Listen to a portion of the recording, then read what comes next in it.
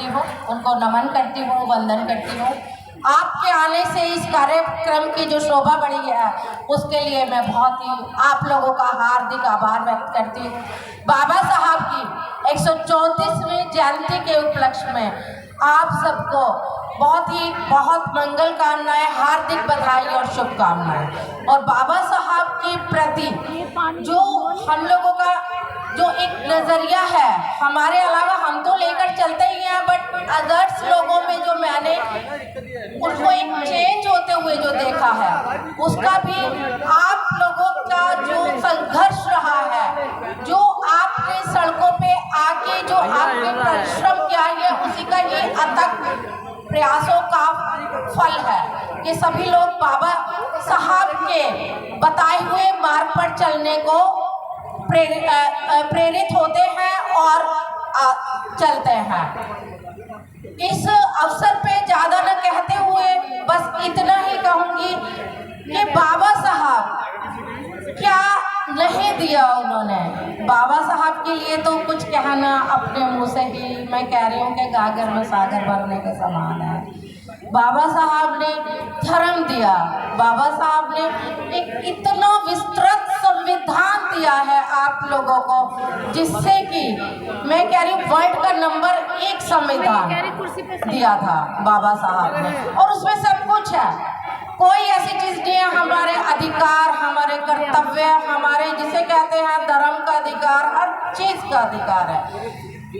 और उनका विजन देखिए। आज के लोग सरकार पे मैं बात नहीं कर रही, सरकार पे बात करेंगे तो बात बहुत लंबी हो जाएगी।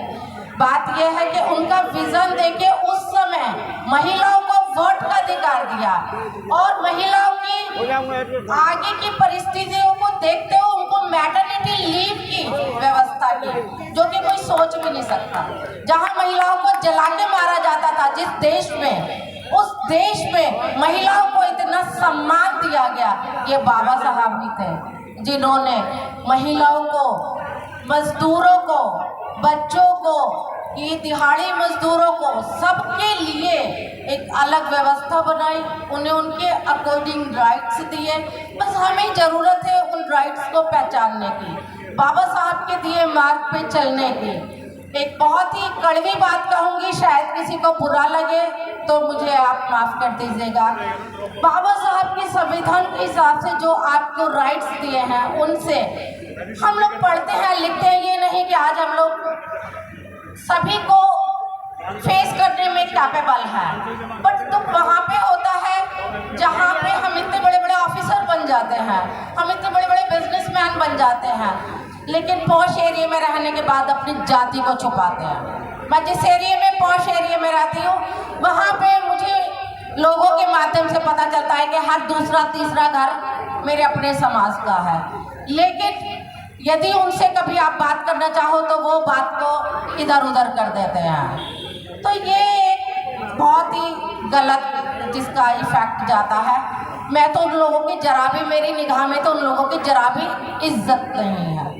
तो इन बातों पे ध्यान देते हुए, जहाँ तक बाबा साहब ने कहा था शिक्षा का अधिकार आपको दिया है, करिए। हम लोगों को अपने बच्चों को बनाना चाहिए डॉक्टर, इंजीनियर, ऑफिसर, यही बनाने के लिए, ना कि कांवड़ उठाने का हमें वो मार्ग प्रशस्त करना चाहिए। तो इन्हीं यही सब बात कहते हुए, और लोग भी बैठे हैं बोलने के लिए, ज़्यादा मैं बात न करते हुए अपनी वाणी को विराम देती हुए आप सबका फिर से एक बार धन्यवाद करती हूँ। आप सब लोग इस प्रांगण में आके आपने इसको सुशोभित किया, और जब अम्बेडकर जन्मोत्सव समिति का बहुत ही हार्दिक आभार, बहुत ही उनको मैं धन्यवाद देती हूँ। वास्तव में इस बार की अम्बेडकर जयंती बहुत ही भव्यता के साथ और बहुत अच्छे तरीके से आप लोगों ने मनाई है।